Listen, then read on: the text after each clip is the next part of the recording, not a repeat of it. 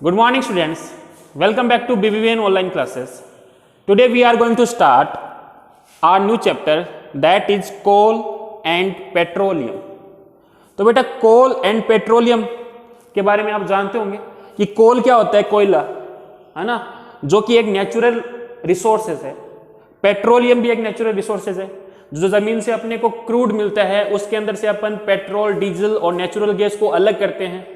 उनमें क्या डिफरेंसेस होते हैं वो सारा डिटेल में अपन इस चैप्टर में पढ़ेंगे कि कोल और पेट्रोलियम अपने को कहाँ से मिलता है, उनमें क्या डिफरेंसेस है।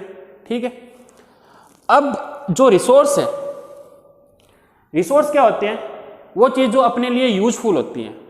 ठीक है, तो रिसोर्स को दो कैटेगरी में डिवाइड किया गया है, natural resource, man made resource. Resource जो अपने लिए यूजफुल होती है जैसे sun, water, air, medicines, vehicle, electricity, motors, automobile, ये सारी चीज़ें अपने लिए यूजफुल है, इनको रिसोर्स कहते हैं। रिसोर्स को दो कैटेगरी में डिवाइड किया गया है, एक तो नेचुरल रिसोर्स, एक होता है मैन मेड रिसोर्स। तो बेटा नेचुरल रिसोर्स क्या होते हैं, वो रिसोर्स जो हमें नेचर देता है। ठीक है, जैसे कि सन, एयर, वाटर, ये सारे क्या है, नेचुरल रिसोर्स जो कहां से मिलते हैं, नेचर से।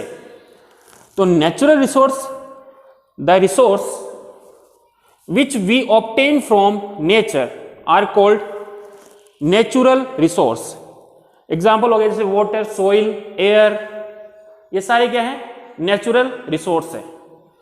एक होता है man made resource, the resources which are made by human are known as man made resource such as electricity, motor, automobile, ये सारे क्या हैं, मैन मेड रिसोर्स है।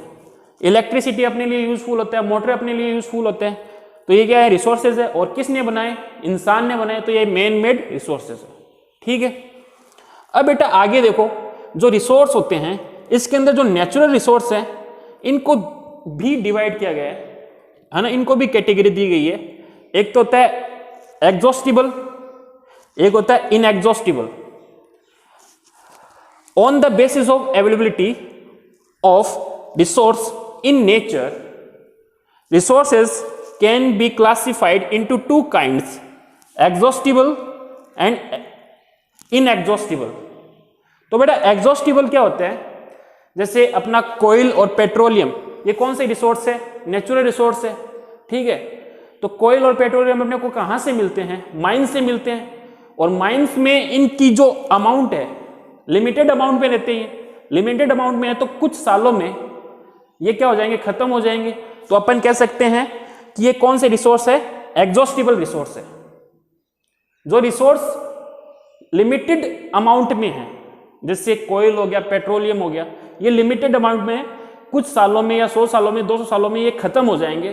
तो इनको किस कैटेगरी में रखा गया है, एग्जॉस्टिबल कैटेगरी में रखा गया है, एग्जॉस्टिबल नेचुरल रिसोर्स। ठीक है, इनएग्जॉस्टिबल नेचुरल रिसोर्स क्या है, जो कभी खत्म नहीं होंगे, वो नेचुरल रिसोर्स जो कभी खत्म नहीं होंगे, जैसे सन, वाटर, एयर, जो अपने को नेचर देता है, ये कभी खत्म नहीं होने वाले रिसोर्स है। तो इनको कौन सी कैटेगरी में रखा गया है, इनएग्जॉस्टिबल कैटेगरी में रखा गया है।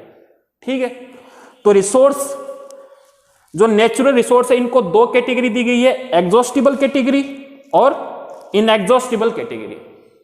नेक्स्ट वीडियो में अपन कोयल के बारे में पढ़ेंगे, कोल क्या होता है, कहां से अपने को मिलता है। ठीक है, थैंक यू।